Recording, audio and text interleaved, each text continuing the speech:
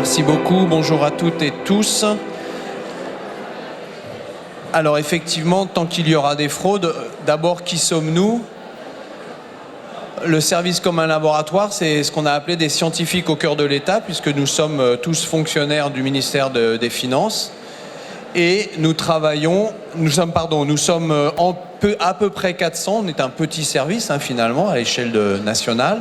On est 11 laboratoires, donc 11 laboratoires officiels, c'est ce qu'on va voir ensemble, on fait du contrôle officiel. On a en activité à peu près 60 000 rapports annuels, 400 000 analyses. Là aussi, ce n'est pas beaucoup, mais vous allez voir que s'il n'y a pas la quantité, il y a la diversité des problématiques. C'est ça qui fait notre signature et d'ailleurs, pour ceux qui veulent nous rejoindre, l'intérêt de nos métiers. Alors, pour qui travaillons-nous?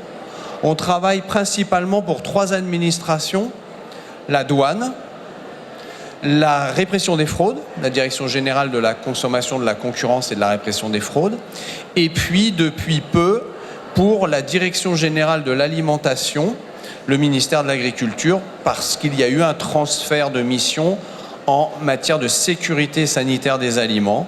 Et on va travailler pour eux, et on travaille un peu pour d'autres administrations, mais ce n'est pas l'objet d'aujourd'hui. Ce qu'on fait, je viens d'en parler à l'instant, de la sécurité alimentaire, donc contrôler les résidus de pesticides dans les légumes, contrôler la dégradation des poissons, etc. etc. Sur cette sécurité alimentaire, ça peut être pour la douane si ces fruits et légumes arrivent à l'import, ça peut être sur le territoire.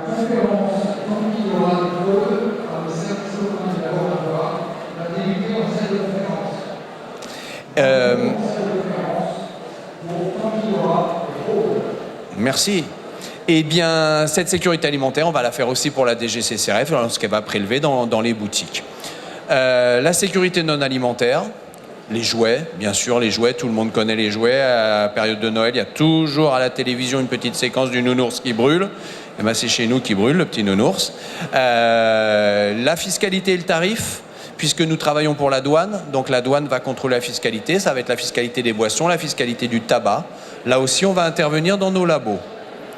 Les prohibitions, grosses, je dirais bien malheureusement, avant tout malheureusement, très grosse activité dans le monde des stupéfiants, puisqu'il y a énormément de prélèvements de stupéfiants faits par la douane, soit sur les personnes, soit en moyens cachés, soit dans des containers, etc., sur des stupéfiants connus ou des stupéfiants inconnus qu'on va mettre en évidence. La loyauté économique, on va basculer cette fois-ci plutôt du côté de nos collègues de la répression des fraudes.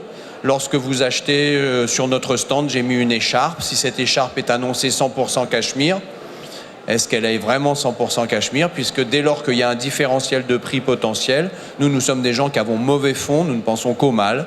C'est-à-dire que dès qu'on voit un produit, on cherche la fraude qu'il y a derrière. Mais c'est drôlement intéressant quand vous êtes chimiste. Et donc on y arrive. Pour faire tout ça, il va falloir des méthodes et des techniques. Et un point très important, vous voyez ce logo du COFRAC, pour ceux qui connaissent, c'est l'accréditation. C'est une garantie de compétence, c'est-à-dire qu'il y a un organisme qui reconnaît la compétence du laboratoire à délivrer des résultats justes et qui peuvent donner confiance à ses clients. La compensation, c'est un système d'audit permanent et c'est une obligation réglementaire pour un laboratoire officiel.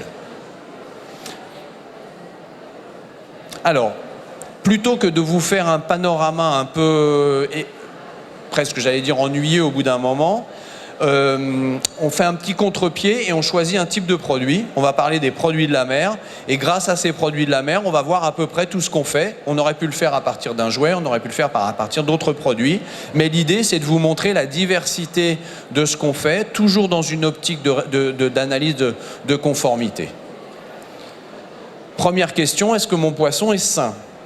Donc là, on est dans la sécurité alimentaire. On va doser tout ce qu'on appelle les métaux lourds ou les éléments traces métalliques, le plomb, le cadmium, le mercure, l'arsenic. Le mercure qui est une véritable problématique dans les produits de la mer. La caractéristique de ces métaux, c'est qu'ils sont non métabolisables. Donc c'est bien pour ça qu'on les contrôle, parce que le petit poisson mange le moyen poisson, qui mange le gros poisson, et puis le plus gros des poissons, c'est nous. Et donc on accumule ce type de résidus, donc c'est extrêmement réglementé. Les parasites, bon c'est bon, on n'est plus à l'heure du repas, je peux continuer. Parasites, c'est les petits vers qui sont dans le saumon par exemple, les anisakis. L'histamine, intéressant, l'histamine c'est quoi? C'est un produit de dégradation des acides aminés. Donc si votre protéine du poisson commence à évoluer, elle va dégager de l'histamine, on va la doser, très toxique. Et les antibiotiques, au hasard, si j'ai oublié de les déclarer, bah non. Donc nous, on va aller vérifier les résidus médicamenteux. Alors, c'est nous ou la DGL qu'à d'autres laboratoires. Hein. Donc là, voilà. Ce qui est déjà ce qu'on aperçoit, c'est qu'on ne fait pas des analyses n'importe comment, pour n'importe quelle raison. C'est parce qu'elles sont réglementées. Et derrière une réglementation, il y a toujours une analyse de risque. Hein, on dit souvent qu'il y a beaucoup de réglementations, c'est pas complètement faux, mais c'est toujours justifié. Toute la réglementation découle d'une analyse de risque. Ah bah maintenant on est passé un peu de sécurité alimentaire, on va passer au mauvais esprit des gens, c'est les additifs non annoncés. Ça ne veut pas dire qu'ils sont interdits, là on va dire qu'ils sont non annoncés, et donc c'est facile, c'est tout ce qui va continuer de donner une qualité à notre produit de la mer, à notre poisson, mais de façon indue si ce n'est pas déclaré. C'est donc le monde des antioxydants, des acidifiants, des conservateurs. D'accord ? Là, classique, c'est de la chimie. Aujourd'hui, je ne ferai pas d'exemple de techniques d'analyse, ça nous emmènerait trop loin, mais c'est des techniques d'analyse tout à fait traditionnelles. Ah, là, on commence à s'amuser. On rentre dans le monde dur de la fraude. Le thon rouge, s'il s'oxyde, si l'hémoglobine s'oxyde, elle va finir par être brune. Si vous mettez du monoxyde de carbone, vous allez réoxyder l'hémoglobine et ça va devenir rouge. C'est strictement interdit. On les a topés. Excusez-moi, je suis un peu familier, mais on les a bien challengés sur le monoxyde de carbone. Donc, qu'est-ce qui s'est passé? Changement de braquet, nouvelle fraude. Donc, on est passé à des colorants naturels ou des mix d'additifs qui arrivent au même résultat. Ça, c'est un message important à faire passer. Quand vous voyez un produit qui est conforme pendant trop longtemps, ça veut dire que vous êtes en train de vous faire avoir. Donc il faut savoir, et s'il y a une valeur ajoutée à ce qu'il y ait de la fraude. Et puis pardon, je dis ça aussi maintenant, la plupart des aliments et des produits sont conformes à la réglementation, sains et non fraudés. Aujourd'hui, nous ne parlons que des trains qui n'arrivent pas à l'heure. Attention que la présentation ne crée pas le tout est fraudé, etc., etc. Loin de là. Je continue, l'ajout d'eau. Ça aussi, c'est une fraude de vous faire payer l'eau au prix du poisson. J'ai de bonne guerre. Donc, ça va être des rétenseurs d'eau. Et nous, on a développé des méthodes qui permettent de mesurer le taux d'humidité et de protéines. Hein, plus il y a de l'eau, plus le taux sera élevé. Et on a défini, espèce par espèce, un taux acceptable. Et on a travaillé avec l'interprofession, c'est important de le dire, pour définir ce taux acceptable. On rentre là dans un grand monde de techniques d'amplification génique, les techniques ADN. Pardon, je ne sais pas, j'ai pas regardé la montre. Je me rends pas compte depuis combien de temps je parle. Il n'y a pas de... Non, bon, tant pis. Confirmation de l'espèce, pardon. Donc on est sur les techniques d'ADN. On l'utilise énormément au SCL. Ça peut être pour de l'identification de plantes, quand vous avez des compléments alimentaires avec des plantes annoncées. C'est important de vérifier si elles sont bien là. Et là, on va travailler sur les techniques ADN. Un exemple, peut-être elle est dans la slide d'après, pardon. Donc là, est-ce que mon espèce de poisson est la bonne? Il faut les amorces, il faut pouvoir faire de la PCR. Et là, on est capable de confirmer ou d'infirmer l'espèce déclarée. Si je veux être extrêmement complet, ça, c'est lorsque votre poisson a été transformé. Si le poisson est entier, on a des compétences en ichthyologie. Et là, c'est plutôt de la reconnaissance, comme on fait de la reconnaissance en botanique, par différents critères. Mais ça, l'ADN, c'est quand on commence à taper dans le dur et qu'on est plutôt dans des produits finis alimentaires, produits transformés. Enfin, un autre... c'est pas la dernière, je crois, ou c'est peut-être le dernier exemple, je ne sais plus, peu importe. Ça, c'est un énorme pan aussi de la compétence du service commun des laboratoires et c'est assez original. On est en labo officiel, on est les seuls à faire ça. Là, c'est un exemple de perche du Léman. Alors, ce n'est pas d'un intérêt économique majeur, mais on nous l'a demandé, hein, bien sûr.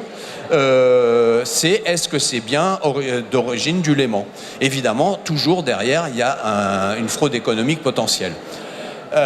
Et bien là, on va dérouler un arsenal d'analyse qui est un peu différente d'habitude, c'est-à-dire que tout ce qu'on a vu avant, c'était monocritère. Quand je dis monocritère, si je mesure le monoxyde de carbone, c'est un paramètre, il faut que je regarde s'il est bon ou pas bon. Là, pour répondre à la question sur l'origine géographique, on n'a jamais la possibilité de le faire avec un seul paramètre. Donc on va commencer à multiplier des analyses, ce qu'on appelle de l'analyse multiparamétrique, et derrière, on fait travailler des modèles statistiques. D'accord ? Modèle statistique qui a comme hypothèse de départ, peux-tu me différencier, on va quitter notre poisson, on va prendre une huile d'olive, peux-tu me différencier une huile d'olive française d'une huile d'olive espagnole? On a fait très récemment, on est même passé sur TF1 sur le sujet, sur la francisation des truffes. Les truffes espagnoles, elles ont tendance avec leurs petites pattes, monter la nuit, elles vont dans les Pyrénées, elles descendent de l'autre côté des Pyrénées, puis elles vont se reposer sur les marchés français et au passage, elles prennent 300 € du kilo. Donc ça, on nous a demandé de faire la différenciation entre truffes espagnoles et truffes françaises. Les critères vont être des critères qui sont liés au terroir, au sol, à l'humidité, des choses dont on connaît que le paramètre chimique est potentiellement influencé par la localisation. Et donc, on va faire le profil des minéraux. Et on va regarder les isotopes. Donc ici, c'est ce qu'on a fait. On a des isotopes d'azote et des isotopes probablement de deutérium. Je ne le vois pas. Non, c'est le carbone 13. L'azote, c'est parce que ça signe les protéines. Et le carbone 13, parce que ça signe aussi la synthèse du poisson. Et je reviens à mes truffes, pardon. Dans les truffes, je vais prendre des minéraux et je vais prendre de l'eau, le deutérium et l'oxygène 18. Et on va regarder si, et ça c'est la faiblesse de ces techniques, ce que j'appelle un colosse au pied d'argile. C'est un colosse parce que quel que soit ce que vous faites, vous arriverez à discriminer. Pied d'argile parce que vous avez besoin d'une banque de données de référence. C'est obligatoire. Donc si vous avez là c'est ce qu'on a fait, on a fait des truffes espagnoles dont on est sûr, des truffes françaises dont on est sûr, on a mesuré, on a créé nos modèles et quand vous avez une truffe inconnue, vous faites les mêmes analyses, vous la posez dans le modèle et vous confirmez ou vous infirmez l'hypothèse. Ça on l'a fait sur le poisson, on le fait sur d'autres produits comme je viens de le dire. Et enfin, ça c'est très original sur le poisson, c'est un peu aussi pour ça que j'ai choisi cet exemple, la fraude au procédé. Quand vous achetez un bar de ligne chez votre poissonnier, vous ne le payez pas pareil qu'un bar qui sort du Frioul en aquaculture. Ça ne veut pas dire qu'il est bon ou mauvais, moi je ne me positionne jamais là-dessus, hein. Mais simplement là on est en train de vous vendre élevage. Eh bien on a trouvé un critère analytique qu'on retrouve dans les oméga 3, vous savez les allégations sur les bons acides gras, les produits, les poissons qui se nourrissent par d'autres poissons en milieu sauvage sont très riches en oméga 3, alors que les poissons, les aliments qu'on donne aux poissons sont plutôt riches en oméga 6. Donc on a simplement inventé le critère de faire un rapport oméga 3 sur oméga 6 et ça marche très bien. Si le rapport est tout faible, bah c'est compatible avec du sauvage. Si le rapport est élevé, c'est de l'élevage. Donc vous voyez, c'est toujours un peu d'imagination, des techniques pas nécessairement compliquées ou très compliquées quand on en a besoin. Vous pouvez me dire combien de temps il me reste, s'il vous plaît? Non. Combien? Et donc, il me reste 17 minutes. Génial, je vais pouvoir vous raconter mes vacances. C'est bon, j'ai tout ce qu'il faut. Donc là, au-delà des produits de la mer, ce que j'ai souhaité, je vous avais dit que ça représentait tout ce qu'on fait, c'est pas complètement vrai. Donc, vous présentez quelques compétences et affaires un peu symboliques. Compétences pour vous montrer, pour ceux qui sont là, pour savoir s'ils veulent nous rejoindre un jour, voir ce que vous ferez. Et puis des produits, des affaires emblématiques pour montrer comment le service commun des laboratoires s'inscrit dans ce contrôle officiel, même si nous, on n'a pas vocation à communiquer, à l'inverse de ce que je fais aujourd'hui. On est plutôt un service discret au service de la douane et de la répression des fraudes. Donc 3 exemples où là, on est dans le domaine de la sécurité alimentaire et de la loyauté aussi. On va commencer par le bas, le zéro résidu de pesticides. C'est un sujet finalement assez sociétal. Si j'avais fait ma présentation il y a une vingtaine d'années, je pense que je vous aurais parlé du naturel. Est-ce que c'est des arômes naturels? Est-ce que c'est de la vraie vanille? Ça, c'était quelque chose qui était très prégnant il y a une vingtaine d'années, parce que ça évoque l'ancien temps, on fait l'amalgame entre naturel et ancien, donc c'est bon, donc c'est la tradition. Aujourd'hui, on a une alimentation qui est extrêmement sûre, en fait. Et pour autant, souvent, les gens disent on nous cache tout. On nous cache tout, on nous dit rien. Et le pendant marketing de cette inquiétude sur l'alimentation s'est traduit par des allégations sur l'absence de colorants, absence de conservateurs, absence de pesticides. Et nous, on est les emmerdeurs qui passons derrière pour aller vérifier que ces allégations sont justifiées. Et donc, on va travailler beaucoup sur le résidu, la notion de zéro de résidu de pesticides. Et ce qui est très intéressant, pourquoi je présente ce sujet-là, c'est que si vous regardez bien, Vous allez en trouver, hein, notamment les tomates cerises, etc. Regardez, retournez votre étiquetage et vous verrez dans la limite des quantifications possibles ou inférieur à 0,000. En fait, ils écrivent des ppm avec des zéros. C'est le seul exemple que j'ai vu où le réglementaire mixe avec le marketing. C'est-à-dire qu'ils savent très bien qu'ils ne peuvent pas marquer zéro pesticide, ça n'a pas de sens. Tous ceux qui sont chimistes savent que le zéro n'existe pas. Eh bien, quand vous regardez bien, on a une allégation sur la face qui est le zéro pesticide et derrière, on vous le traduit techniquement. Nous, au laboratoire, c'est très simple. On fait beaucoup de pesticides, c'est à peu près 400-500 molécules. On fait de la spectrométrie de masse haute résolution, de la LCMS-MS, etc. Le but du jeu, c'est d'aller vite. On arrive maintenant à faire une analyse en à peu près 20 minutes analytiques. Et pour une chaîne complète d'analyse, l'année dernière pour la douane, on faisait la moyenne a été d'une réponse en 30 heures. Ce qui peut vous paraître long, mais pour nous, on est très content parce que c'est du moment où l'échantillon rentre dans le labo et du moment où on envoie le résultat. Donc il y a toute une chaîne. C'est plutôt pas mal pour le contrôle à l'import. Au milieu, quelque chose que vous connaissez peut-être. Est-ce que on va jouer un peu? Vous levez le bras, ceux qui se rappellent des affaires en lasagne de cheval. Ouais, c'est pas mal. Voilà, ouais, il y a quand même un peu de monde. Donc les affaires sur les lasagnes au cheval, c'est une fraude. On est purement dans la loyauté. C'est la substitution tout ou partie de la viande de bœuf par du cheval. Gros scandale parce que dans certains pays, c'est très violent. C'est socialement totalement inacceptable. Pas aussi fort en France, mais en Angleterre, par exemple, c'est complètement tabou. Eh bien, même si c'est une affaire ancienne, elle est intéressante. Il faut savoir que il y a le verre à moitié vide, le verre à moitié plein. Le verre à moitié vide, c'est que nous ne l'avons pas vu. Nous, service officiel. Pourquoi? Parce qu'on ne le cherchait pas. Ça, c'est la première leçon. On cherche ce qu'on trouve, on trouve ce qu'on cherche. La deuxième, et là c'est le verre à moitié plein, à partir du moment où il y a eu un signalement d'un professionnel, obligation communautaire, obligation de signalement des professionnels quand ils voient des anomalies dans les produits, c'est le règlement européen sur ce qu'on appelle la food safety. À partir du moment où on l'a vu, on a diligenté les contrôles et nous on a été immédiatement opérationnels. Pourquoi? Parce qu'on avait déjà les techniques d'ADN dans nos labos. Il a suffi d'acheter l'amorce. Pour ceux qui connaissent la PCR, c'est ça. On met un petit bout d'ADN de ce qu'on recherche. S'il s'amplifie, eh ben, c'est qu'il est dedans. S'il ne s'amplifie pas, c'est qu'il n'est pas dedans. Donc il suffisait d'acheter l'amorce de cheval et on a fait des contrôles extrêmement rapides en milieu médiatique très dur. Il y avait les tournages en même temps qu'on faisait les analyses parce que ça a beaucoup causé. Et enfin, au-dessus, un exemple très dramatique, très récent. C'est l'affaire des chigatoxines et Escherichia coli dans les pizzas d'une marque française très, très connue. Pourquoi je vous parle de cette alerte? D'abord parce que c'est nous qui avons mis en évidence ces chigatoxines dans les pizzas.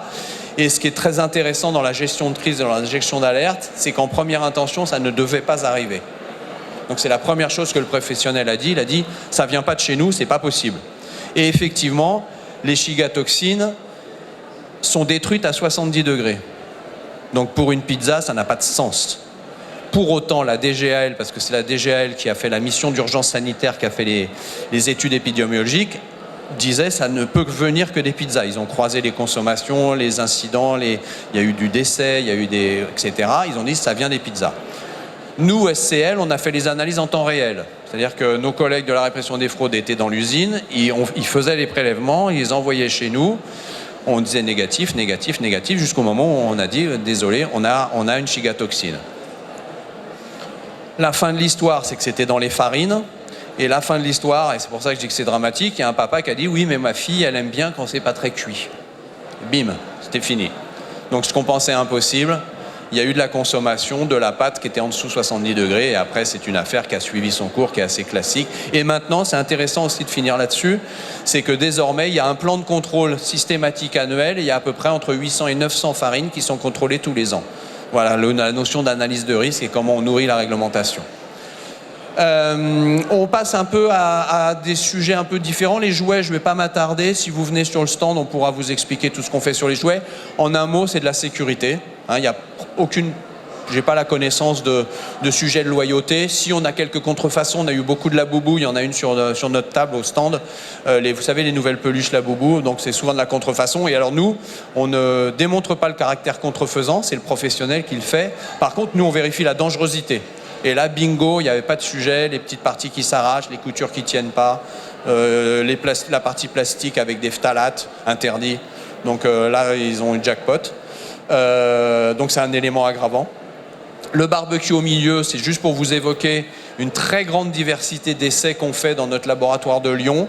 Ça peut être le grille-pain, ça peut être le test de grossesse, ça peut être les lits superposés, ça va être les barbecues, les machines culinaires électriques, le risque électromagnétique, gros sujet sur les batteries de trottinettes. Régulièrement, on entend parler de batteries qui s'enflamment, donc nous on fait les contrôles là-dessus. En bas, un exemple que j'aime bien, alors très anecdotique, très ponctuel, mais toujours intéressant sur la méthodologie. Le Service national d'enquête de la répression de fraude, c'est un peu ceux qui sont un peu sur des enquêtes dures, viennent nous voir et nous disent on soupçonne la profession d'utiliser pour les blancs d'œufs industriels qui servent à faire du foisonnement, hein, vous voyez le bidon, comment c'est vendu.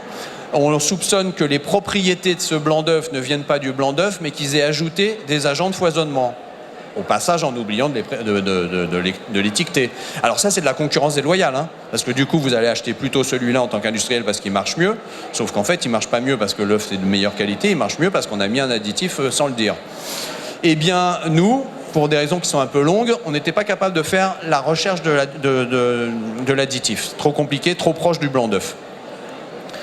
Et on a pris la bande d'arrêt d'urgence, on a détourné le truc, on leur a dit écoutez, nous on n'est pas capable, mais si vous voulez on peut bosser ensemble et on va travailler sur les propriétés.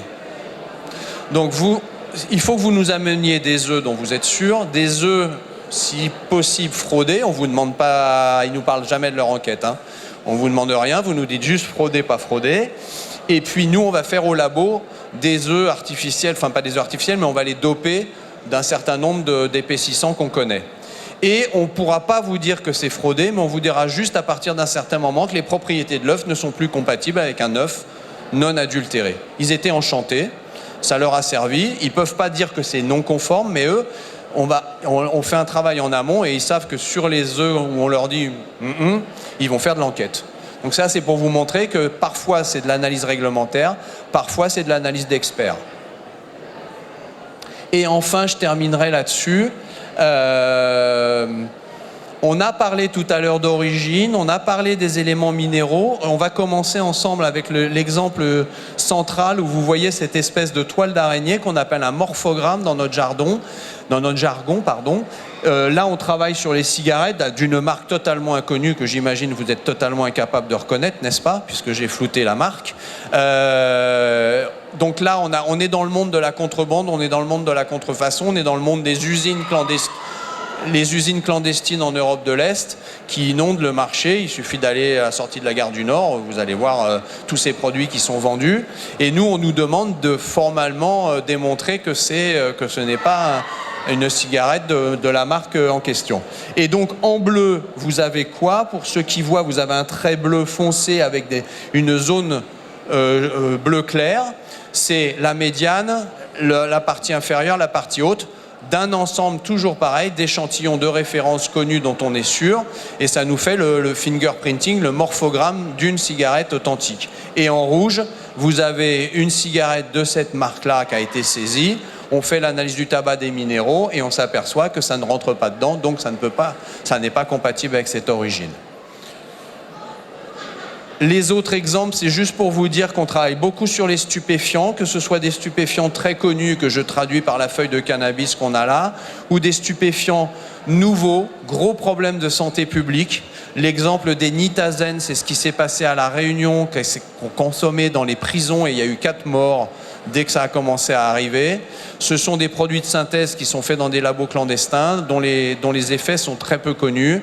C'est les drogues du zombie, c'est le pète ton crâne, c'est toutes ces familles de molécules, dont certaines connues, dont certaines pas connues, est extrêmement toxiques.